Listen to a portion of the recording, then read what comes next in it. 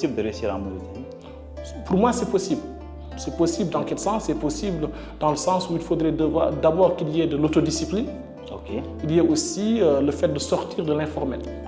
La femme mauritanienne, je dirais que c'est, on va dire, c'est l'élément essentiel aujourd'hui de la société mauritanienne. Voilà, d'abord, démographiquement, on a plus de femmes que d'hommes. Et puis aussi, on rentre dans une phase aujourd'hui où la femme mauritanienne vient de prendre une dimension particulière parce que les femmes entreprennent, les femmes vont beaucoup plus à l'école et aussi la vision très rétrograde qu'on avait traditionnellement, la femme au foyer.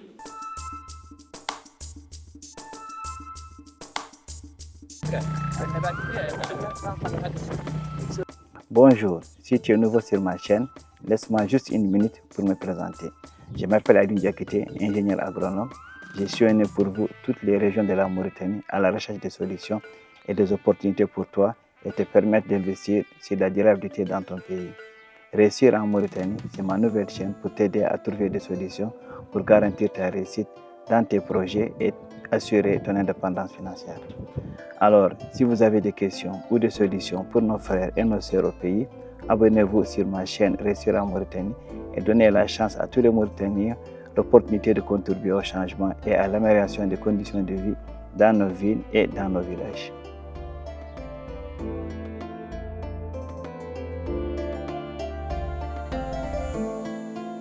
Bonjour, bienvenue au plateau Réussir en Mauritanie. Nous recevons aujourd'hui Boubacar Diop, qui est juriste d'affaires, enseignant à l'Université de Havre en France, également consultant en entrepreneuriat et insertion sociale et professionnelle. Également, il est fondateur et président de l'association JIFES. Donc, vu que vous avez eu la chance quand même de beaucoup voyager en Afrique, et également vous avez participé à beaucoup de rencontres, de séminaires et de plateformes, quelle vision vous faites de l'entrepreneuriat africain? Alors, bonjour déjà et merci de cette invitation. Alors, si je peux me permettre par, on va dire, un avis modeste à donner là-dessus, je peux dire que l'entrepreneuriat en Afrique est en effervescence. Effervescence, dans quel sens? Dans le sens où il y a une structuration plus importante aujourd'hui. Alors, quelque part, on peut dire que l'entrepreneuriat, c'est quelque chose qui est ancré dans nos traditions africaines. Notamment si on prend par exemple le cas de la Mauritanie, on sait que naturellement, on est entrepreneur. Mais la question maintenant, c'est que comment peut-on structurer encore mieux ce dont on a commencé déjà il y a belle lurette.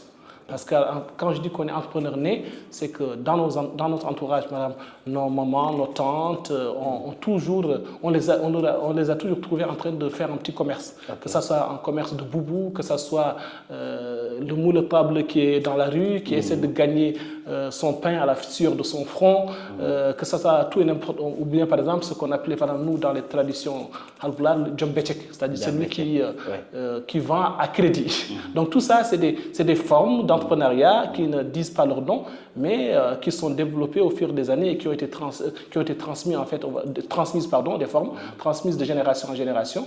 Mais la question essentielle, c'est que comment peut-on aider ces personnes-là ou bien par rapport à la nouvelle forme qu'on a aujourd'hui, mieux structurée en vue de rentabiliser. Parce que l'entrepreneuriat aussi, c'est on rentabilise, parce que sinon, ça ne sert à rien. Et quelle est la vision que vous faites, vu que la Mauritanie et les Mauritaniens aussi, ils ont cette culture d'affaires, cette culture d'entrepreneuriat, alors qu'aujourd'hui, on se rend compte qu'il y a beaucoup de jeunes qui ont cette vision de vouloir plutôt aller migrer clandestinement et même deux fois, même formellement, laissant ces pays vides de ses enfants? Alors, moi, je ne vais pas me positionner dans une posture de donneur de leçons, déjà. Voilà. Qui suis-je pour donner des leçons? Mais je sais que si, à mon humble avis, je pense que l'entrepreneuriat aujourd'hui en Mauritanie peut être une alternative à cette migration de jeunes vers l'étranger, que ce soit aux États-Unis, en France, etc. Pourquoi? Parce que simplement, il y a beaucoup de choses à faire et qu'on sait tous que l'Afrique a une potentialité énorme.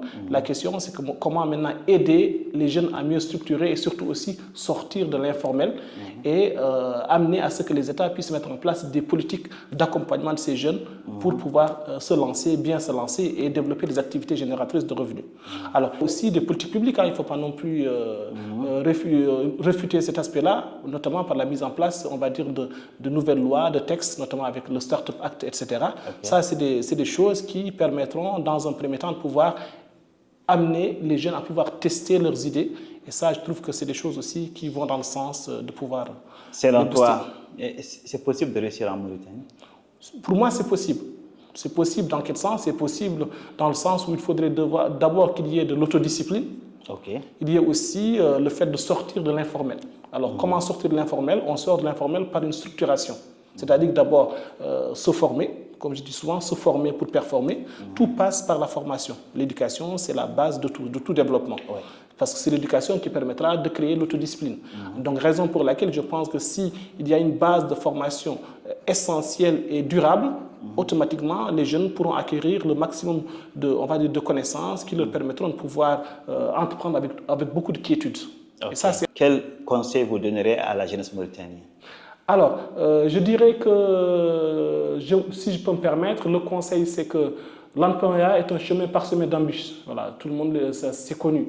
Maintenant, ce chemin-là, il est durable, il faut du temps. Et pour ça aussi, il faut être patient. Parce que je dis souvent que la patience, on va dire, c'est quelque chose qui pourrait éventuellement amener à ce qu'une personne réussisse. Et quand on maîtrise la patience, on maîtrise la vie, donc on entreprend avec beaucoup plus de sérénité.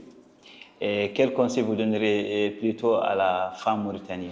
Alors, la femme mauritanienne, je dirais que c'est, on va dire, c'est l'élément essentiel aujourd'hui de la société mauritanienne. Voilà, d'abord, démographiquement, on a plus de femmes que d'hommes. Et puis aussi, on rentre dans une phase aujourd'hui où la femme mauritanienne vient de prendre une dimension particulière parce que les femmes entreprennent, les femmes vont beaucoup plus à l'école et aussi la vision très rétrograde qu'on avait traditionnellement, la femme au foyer, c'est beaucoup, on va dire, a beaucoup changé de forme. Et donc ça permettra aujourd'hui à dire qu'aujourd'hui, les femmes, elles sont les pionnières et c'est elles qui détiennent quelque part la clé du développement aujourd'hui en Afrique.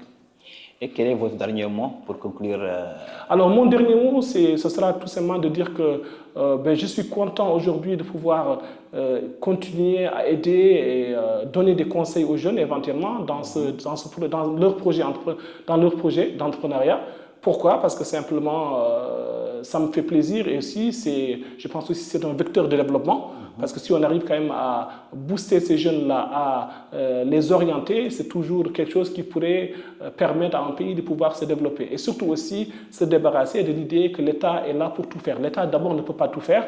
Donc pour ça, il va falloir que chacun puisse apporter sa pierre à l'édifice. Ok, merci beaucoup.